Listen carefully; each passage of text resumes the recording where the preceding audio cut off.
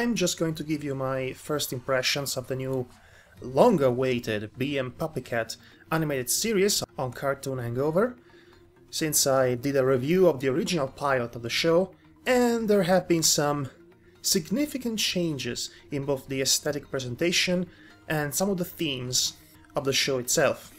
First off, the color palette is now softer, and the colors themselves are warmer. Less cold, less hard than they would appear in the original pilot. The character models also are more round and smoother than they were before. Particularly, Bee's model seems a bit reminiscent of Hayao Miyazaki's own interpretation of Heidi.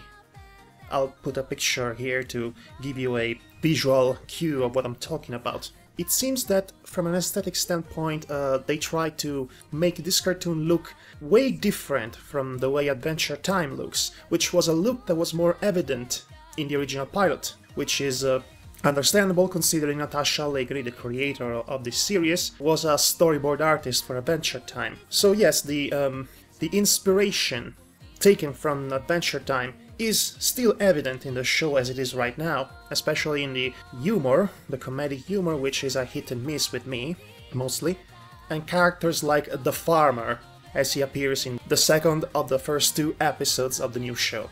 So yes, Adventure Time's inspiration quite evident in the style here, but still, there is an obvious aesthetic research that was applied to this cartoon. What I'm trying to convey here is that the presentation looks quite unique. I wouldn't say it is original, but it is very good to look at. It is smooth, it is quite pleasing to the eye, more than the pilot. It tried with all its might to get away from the initial inspirations that were taken from Pendleton Ward's show. It achieved its own unique look, and it's quite proud of it. Why wouldn't it be? It looks quite pleasing. Now, I mentioned there is a thematic change in the new, well, in the real, shall we say, real series of Bee and Puppycat right now, as opposed to what it looked like in the pilot. What I'm talking about is that in the pilot there was a more obvious social commentary about the lackluster nature of temp jobs in today's post-economical crisis society, as made evident by Bee's inability to find a proper job, to the point that she had to rely on an alien puppycat to find risky life or death threatening temp jobs in outer space and what have you. Now, the recurring theme in this new series seems to be, thankfully, less about the social commentary itself and more about personal growth. Bee seems to be an eternal child in an adult world. Appropriately, the aesthetic of the show seems to reflect her own childlike nature.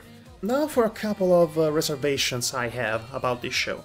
I'm not particularly fond of the voice acting. Well, it's not bad, but it's nothing really to write home about. It's acceptable, but not particularly enthralling, I want to say. And also I mentioned that the humor tends to be a hit or miss with me, but again, that's the influence of Adventure Time. I also had very varying problems with the comedy in that show. I always had, and it seems to carry on into this little series as well. Some of the jokes are just seems a bit too out there for me to be enjoyable. With that said, the really deep voice of the farmer, it's definitely the highlight of the dubbing quality of the show, and also the comedic highest point of the show. The flesh may rot, but the soul nurtures the crop. It was quite amusing. Also, another significant change is in the voice of the temp bot. In the original pilot it sounded more like GLaDOS. In here he has a more childlike demeanor to its voice, which is a welcome change, in my opinion.